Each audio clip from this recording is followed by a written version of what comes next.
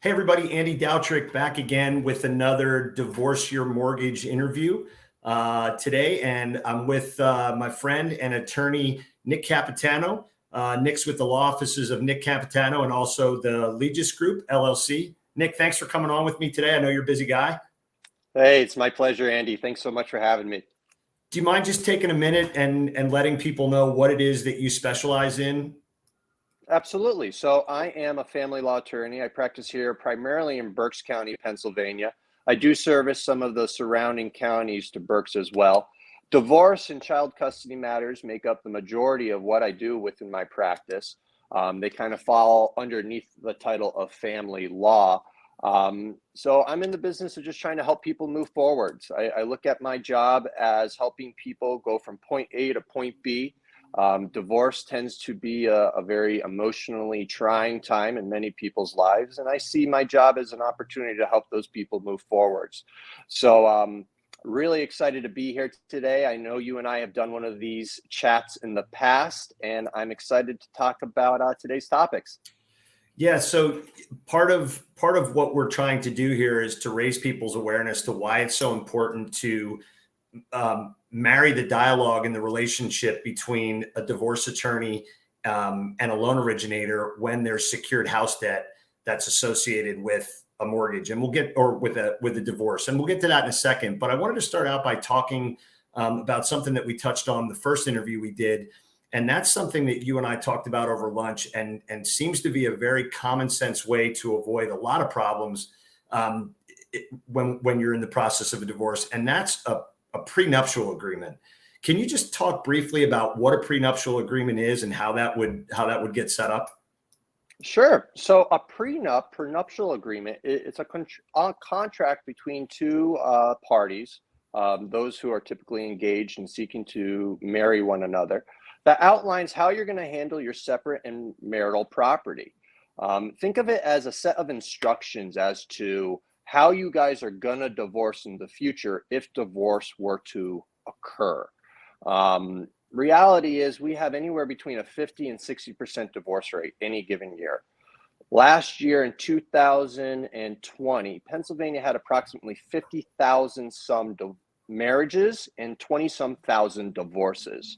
Millennials, people between the ages of 25 and 35, make up nearly 50% of the marriage market and the divorce market every given year. Then you're looking at individuals at 50 and older, either marrying or divorcing. Prenups have historically had a horrible stigma behind them. People think they are, people view them as if you don't trust the other person, and that's not the case. When you buy a home, you get insurance on it, not because you expect it to burn down, but rather in case something does happen, you're covered. A prenup does the same exact thing for a marriage. Entering a prenup does not necessarily mean you intend for the marriage to fail, but rather if something were to happen where you and your partner no longer want to remain married with one another, your prenup is going to outline exactly how you're going to go about your divorce, and can really streamline the process for a lot of people. I like to tell everybody, divorce, it can be very simple, straightforward, and affordable, or it can be complex, drawn out, and not so affordable. The determining factor is how you and your spouse go about the process. And at the end of the day, I know a lot of people don't agree with this, but marriage, it's a business arrangement in a sense. You are marrying each other, and there's legal and financial ramifications to that. And prenups, a well-written prenup can really contemplate a lot of the situations that most couples end up arguing over at the time of separation. So it's good planning. It can cover a lot of the financial concerns that some people may have. Typically, people who are entering into prenups are the millennial generation, people who are going through second marriages, or people who have a lot of personal assets coming into a marriage. There is this notion that you can't have a prenup if you don't have a lot of assets, and that's not true. If you are a younger couple who are just starting your professional careers, you don't have a lot of assets, but you want to get married, Maybe you enter into a prenup just to contemplate the what ifs in the future. You want to ensure that you have security within your own career and your income. You want to ensure that your spouse has the same security. So even if a couple doesn't enter into a prenup, you're not going to sign a contract without reading the fine print. I encourage everybody, if you're considering marriage, talk to a family law attorney, learn what your legal rights and options are, learn about the legal and financial ramifications of marriage, and really have a good idea of what a divorce could look like if it were to occur in the future. I see that conversation as just making a good couple stronger, to have better information as to how they can ensure their marriage is as successful as possible. And you can't put a price on good planning. So, and you know, as you're talking, I'm making mental notes and I'm jotting things down because this is such good stuff. And a lot of the questions that I'm asking, I think I know the answer to, but I want to just throw them out there. So if anybody's listening Sure. and contemplating getting married, getting divorced, in the middle of the divorce, they know that other people are thinking it. I feel like when people are thinking about getting married and someone brings up the notion of a prenuptial agreement, that emotion tends to cloud the judgment. And like you had said earlier, it's not anything you plan to happen. It's a contingency. So just like you should have a will, inevitably we're all going to die. It's not something you necessarily want to think about, but you're doing it to make things easier on the other people that are involved. A follow-up to the prenuptial question, when you write a prenuptial, you and the other party are in complete control of how that prenuptial gets written. Am I wrong in saying that a postnuptial sometimes takes control out of your hands and gives it to a third party? A postnuptial agreement. So, meaning if we're in the process of a divorce and you now have to agree, you're not necessarily on the same page. So there'd be more contention involved with that. Am I thinking right? So the biggest difference between a prenup, pre-marriage, prior to marriage, and a postnup, is post-marriage, after marriage, is a couple things. One, the leverage of the marriage itself. When you are considering getting married and contemplating entering into a prenup, your leverage is you don't get married if you can't come to an agreement with regard to the terms of the prenup. When you don't have a prenup and you get married and you seek to enter into a postnup, and you don't necessarily have to be going through a divorce to execute a postnuptial agreement. Okay. You can be happily married, intending to be married for the rest of your life, and still enter into a postnuptial agreement after marriage. Typically, you're not seeing that happen all that much unless there is divorce on the horizon. Then people start thinking of postnuptial agreements a little bit more. When people do go through divorce, the postnup comes into play to settle the marital issues. Who's getting what from the marriage? Who's getting what marital assets, whether it be the home or a certain amount of debt or a vehicle. In the state of Pennsylvania, we're in an equitable distribution state. So what that means is we're assessing your marital assets and we're trying to divide them equitably amongst both of you. Marital assets are everything that you and your partner acquire from the date of your marriage up until the date of your separation. So if you're going through divorce and you have a home, for example, and you can't agree on who should remain in the home, who should get the homes outright, you're going to court and you're either utilizing counsel to try to help negotiate a settlement, or at the end of the day, the court is there to listen to the disputes of a party and ultimately make a decision for them if it's needed. Gotcha. I always encourage people, if you're able to work out in an agreement with your spouse, I encourage you to try to do that. Typically, it's going to make the divorce process a whole lot more enjoyable if you can get along through the process rather than going for the kitchen sink and the gardening tools in the backyard. If you fight over everything, you're not going to have as good of a time. Some people like rounding the numbers to the closest penny. Some people like rounding up to the closest thousandth dollar. There's no right or wrong way to go about it. the beauty of a postnup and a prenup is it gives you as the parties a lot of control as to what you put in there. When you go to court and you're seeking the court's assistance, you get a little bit less control as to the outcome. Right. Talk a little bit, and I'm sure you have war stories. We don't need to go into details, but talk a little bit about why people don't put prenuptials together. That's a wonderful question. I'm still trying to understand that myself. Earlier, I alluded to that there's still a horrible stigma behind divorce itself, even though it's more common than not. But as far as prenups go, I think there's two major concepts that drive the negative connotation behind prenups. And that is, one, you don't trust me. You want me to sign a prenup. You don't trust me with your assets. And two, I don't have any assets, so why do I need a prenup? It's a lack of information. And it's sad to say, but if you go onto the Internet of Things and start searching and trying to educate yourself on prenups, there's information out there, but it's hard for the average person to really decipher what is legitimate information, what is wrong information. Also, every state has different nuances to their law and how a prenup can be executed. A prenup can be a simple document, or it could be a very complex document, just like a will. That's why it's so important that people seek legal counsel when working on these documents, because there's a lot that can go in them that your most senior of attorneys are still learning about. I mean, the law is a very deep thing. No attorney knows everything.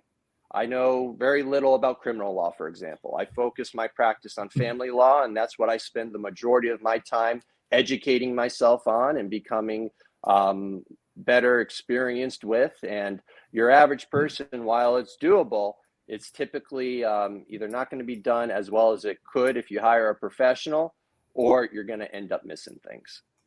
I wonder if your job, kind of like mine, would be easier if the folks that you had an opportunity to talk to and explain the benefits of a prenuptial would be able to drown out the noise from, for lack of a better way to say it, and I actually say this to my clients all the time, you're going to get a lot of really bad advice from a lot of really good people. And these are people that you know and you like a lot more than you know or like me. And the human nature is to try to gravitate towards the people that are giving you the advice that you want, as opposed to the advice that you need. And I just wonder if you run into that as well, where if you had two people that were planning on spending the rest of their lives together, and you could have a very common sense conversation the way you just did with me, and they went, we get it. And that document stayed between the two of them and you, and nobody on the outside knew that they did it, to kind of save themselves the criticism or the second guessing. If your job might be easier than having people go and talk to mom or talk to their sister or a guy that they work with, Sure. and go, you can't do that. Yeah, so I run into that quite often. Someone comes into my office and they say, my friend at work told me of their experience, or Yep. my brother or my sister had this experience. Everyone's situation is different, and very rarely is your situation going to be similar or identical to the situation that you heard from a friend's friend. It's a fingerprint. It's a fingerprint. Yeah. Yeah, it's everyone's situation is unique. One of the nice things about a prenup is no one outside of you and your spouse need to know that it really exists. Preparation wise, it's probably good that someone close to you knows that, hey, I have my will and my prenup in my safe, but it's not something that you're going to be filing with the court here in Pennsylvania on the onset. Some states are slightly different. Again, every state has different rules and laws that have to apply. But a prenup, it's between you and your spouse, and your attorneys that may help you execute that document. And one of the nicest type of clients to work with are those who have attempted to educate themselves before coming to sit down with me. One of the services I provide is premarital planning. You're considering marriage? Let's talk. We'll talk about the legal and financial ramifications of what marriage means. We'll talk about how marriage can impact who can inherit from you. We'll talk about how it can impact your children if you have children from a prior marriage, how a second marriage can impact your life. We'll talk about what divorce could look like. A lot of people enter marriage with never having a clear idea of what divorce would look like. And I'm a firm believer that more information is better in this world. The more you know about what your legal rights and options are, the more you know about what the marriage really means and what divorce can entail, you're just going to be able to make a more educated decision for yourself. Right. I'm not here to dissuade marriage. I love marriage. I think it's a beautiful thing. And I really enjoy prenup agreement work because unlike divorce, I get to help people move forwards, but in a relatively happier connotation. So I encourage everyone to at least try to educate yourselves before marriage if you haven't. There's no drawback to it. You don't even necessarily have to include your spouse in that self-education. You certainly can, and I think it's a wonderful opportunity to bring you two closer or to identify some of the maybe underlining issues, conversations that you haven't had with one another that could create conflict down the line. So the goal here is to help you guys have a stronger bond in marriage together and or identify some issues that you may not have considered that we would like to nip in the butt before they become bigger problems down the line.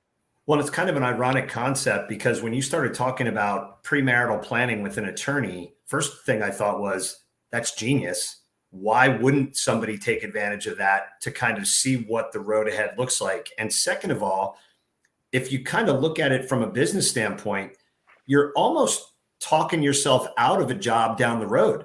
So people that think that paying that money to an attorney for that type of service, might be unfounded. You're actually trying to establish a better foundation for these folks to make a good decision so that they don't need you down the road. Or if they do need you, it's much more efficient and costs less money.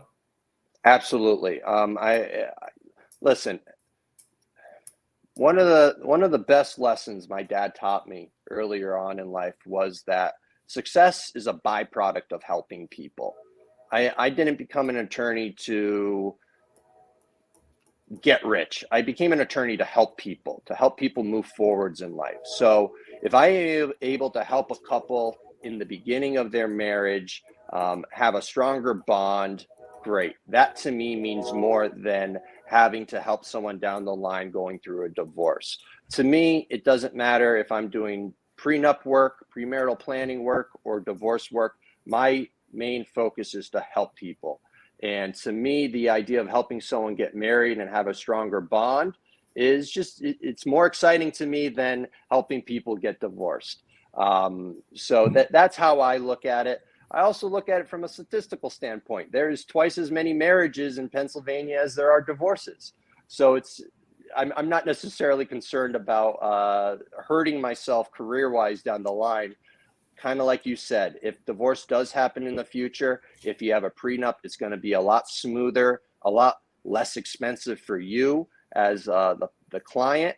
And at the end of the day, that makes my job servicing you just more enjoyable and your experience a whole lot more enjoyable as well. Well, I love what you said about the one of the things your dad taught you. And, I feel like the more people you talk to, the more little snippets you get. And I've never heard that before, and I love it. And it's true.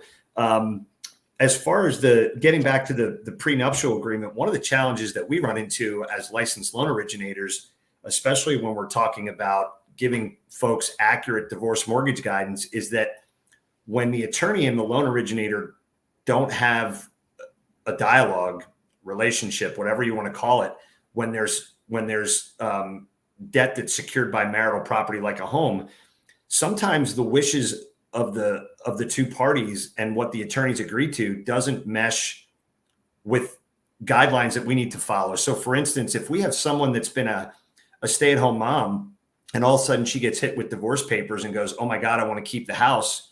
And she goes out and gets a job. Well, she doesn't know that she's been out of the workforce too long, and we need 6 months of history in order to be able to count that income.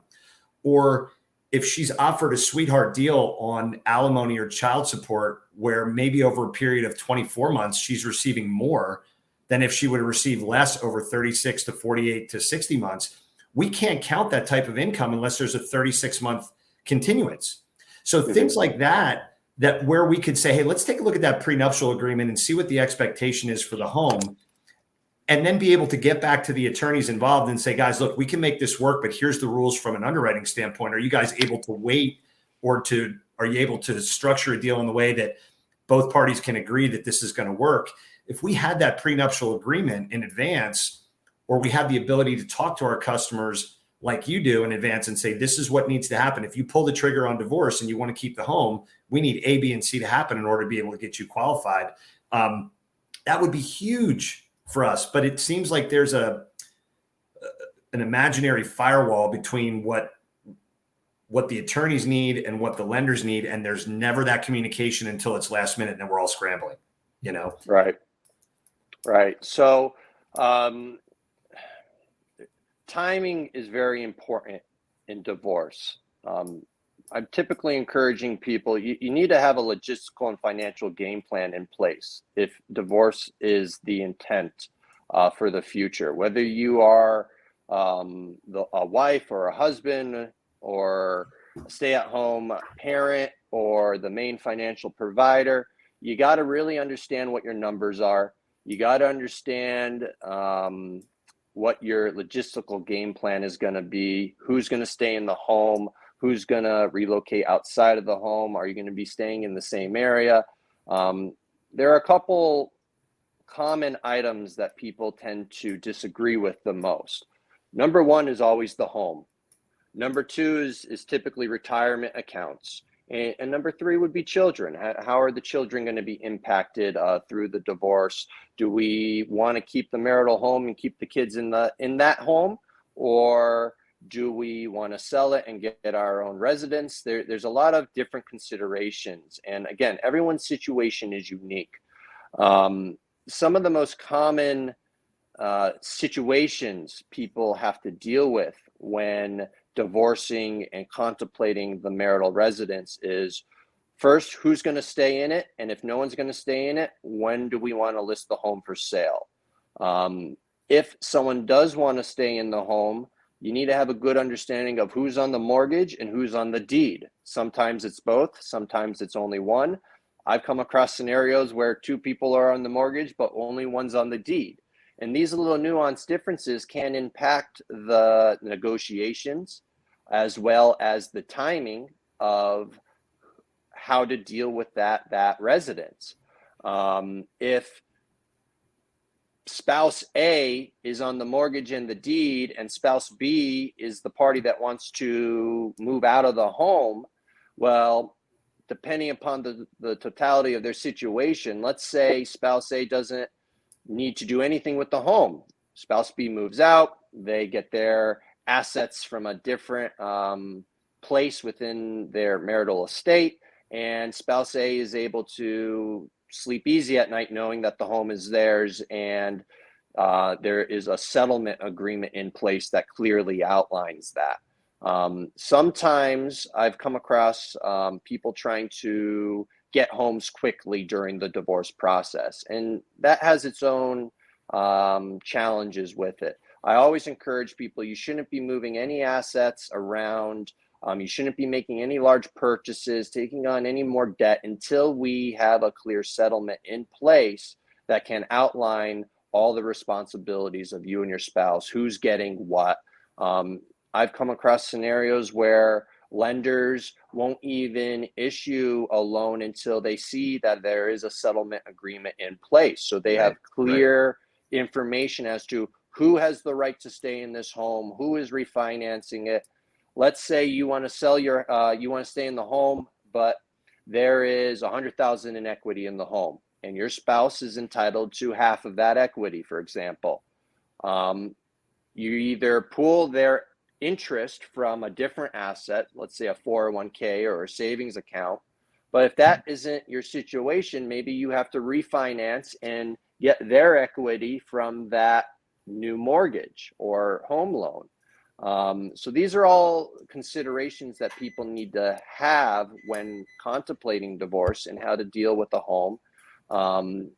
Other situations are, you alluded to a stay-at-home wife, stay-at-home mother who wants to stay in the marital home, but she doesn't have the work history to refinance the home, for example.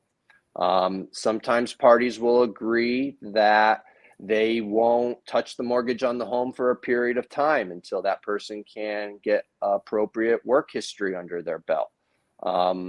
There's no right or wrong way to go about it. There's just a varying degree of risk and considerations that need to be had when working out these arrangements. I like to tell everybody, my job as an attorney is to inform you of what your legal rights and options are, help you strategize as to how to obtain those rights and options, and understanding the risks and benefits associated with them, and then ultimately advocating on your behalf in a court of law. But at no point in time is your matter my matter. And what I mean by that is I can't make decisions for you. I can't do anything you don't authorize me to. All I can do is, Andy, these are the issues that we have to deal with. These are what your options are. What are your questions? What are your concerns? Let's think through these scenarios and figure out how we can get you where you want to be. And that's really how I tend to approach a lot of my divorce matters. It requires a lot of dialogue, requires a lot of discovery and information. And even if you approach it in the most amicable of ways, sometimes the reality of divorce is you're going from two incomes to one, and sometimes you just can't keep the home. That is a reality of divorce that many people are faced with. And the only option is to sell the home. And if that's the case, then you figure out how to do it as amicably as possible, so you're not draining yourself of your financial resources more than you need. The law is pretty clear cut with a lot of things, and rarely is there a benefit to prolonging a divorce matter or complicating it. You got to figure out how to remove the emotion from it. If you're going to separate, figure out what you need to do, figure out how to get what you want to get, and then move forwards from there. I agree. And if there was a way to explain or to write a book or to upload a YouTube video to people and explain to them how to eliminate the emotion from a lot of this process, it would probably save a lot of people quite a bit of money and a lot of frustration. But unfortunately, it's hard to tell two people that when their lives are being, ripped apart, so to speak. Right. The last question that I had for you, and this has been a great interview, and I don't want to cut it short. But the one question that I have, and I asked you this before we came live, just to make sure it was okay to ask. Is there such can you create a nuptial agreement after you've been married, or if you have one prior to getting married, can it be amended? Sure. So we kind of talked about it earlier on in the live. Prenup is prior to marriage, postnup is post-marriage. They're essentially the same document. The major difference is when it's executed. Gotcha. A prenup, obviously, you have the leverage of not getting married if the prenup isn't agreeable. A postnup, you're already married, so you don't really have leverage to not get married. You have the leverage of possibly divorcing. But if you are unable to agree after marriage to the terms and conditions of a postnup, then you're not going to get one in place. Ultimately, you're then going down the road of divorce and the legal system and utilizing the court to assist you with dividing assets if divorce does happen. But as far as modifying a prenup goes, you absolutely can modify a prenup at any point in time. Some prenups have you could be creative with them.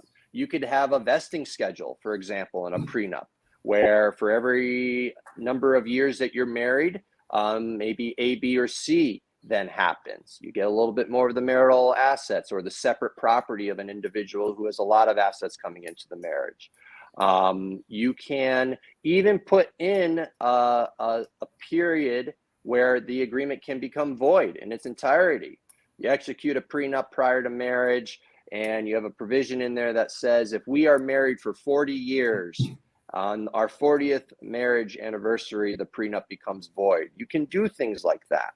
So that's that. A prenup is such a powerful document that really only brings benefit to a marriage. And I really encourage everyone I can to consider a prenup if you're going to get married, or at the very least, just educate yourself on the benefits it can have for you and your spouse. It's a document that is not necessarily going to harm your spouse. It can benefit your spouse in many ways. That's why it's so important that you educate yourselves on these benefits so you can figure out if it really is the best thing for you and your marriage. Touchy subject, and it takes a little bit of salesmanship to be able to explain it to a young couple in terms of why it's important to them. I completely subscribe to it. And I'm sure there's people out there that think it's a great idea. Nick, first of all, I want to thank you for coming on and giving me a half an hour of your time. You're so well spoken.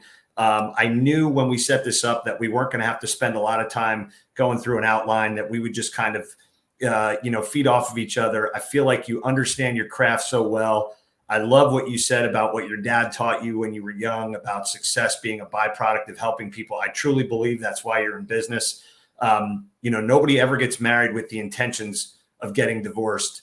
Right. But someone like yourself can add so much value to a young couple or somebody going into a second marriage in terms of peace of mind. We will make sure that everyone knows how to contact you, and we will be posting this after Facebook Live and making it available to you so that you can promote it if you'd like to. I just want to thank you for coming on. And I feel like we probably already need to put another one of these in the works for maybe 6 months down the road and come up with another topic for you. Absolutely. And the pleasure was all mine. Thank you so much for having me here today. Thank you for asking me to come back. As we mentioned earlier, this was our second time doing it. I really enjoy doing these lives with you. So I look forward to working with you again in the future, and I'm happy to help anyone that I can. So Great. Appreciate it, Nick. Have a great day. You too. Take care. Thanks so much. Bye. See ya.